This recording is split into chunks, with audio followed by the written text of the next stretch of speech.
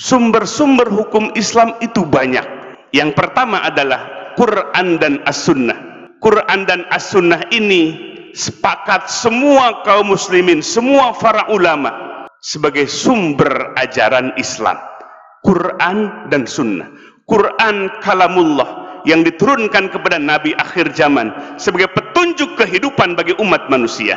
Sunnah Rasulullah Sallallahu Alaihi Wasallam, hakikatnya wahyu, tapi redaksinya redaksi Rasulullah Sallallahu Alaihi Wasallam. Fungsi sunnah ini terhadap Al-Quranul Karim, pertama sebagai takkid, memperkuat hukum yang telah termuat dalam Al-Quranul Karim.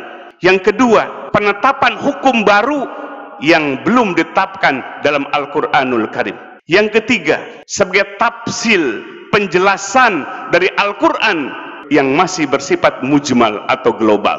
Yang selanjutnya, fungsi sunnah ini adalah sebagai takhsis, kekhususan, mengkhususkan dari sesuatu yang masih am, dari sesuatu yang masih umum. Quran dan sunnah ini adalah sumber ajaran Islam, sumber hukum Islam yang sepakat semua para ulama.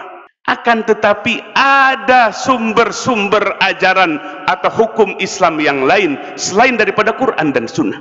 Itulah ijma dan qiyas yang disepakati oleh jumhurul ulama, yang disepakati oleh mayoritas ulama. Sehingga kalau kita hari ini mendengar ada slogan kembali kepada Quran dan Sunnah, kembali kepada Quran dan Sunnah, satu sisi ada benarnya, satu sisi ada salahnya. Kalau kembali hanya kepada Quran dan Sunnah, kaum muslimin harus mempelajari langsung Quran dan Sunnahnya tanpa bimbingan ulama yang pakar pada bidang ilmu, maka tentu kesesatan akan terjadi, kerancuan dalam memahami agama akan sering terjadi.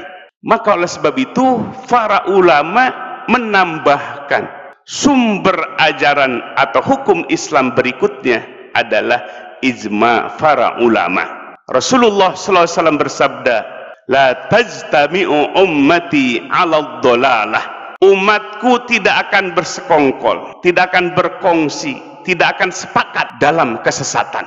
Maka oleh sebab itu para ulama berijtihad. Setelah Rasulullah SAW wafat, ijtihad ulama lah sebagai sumber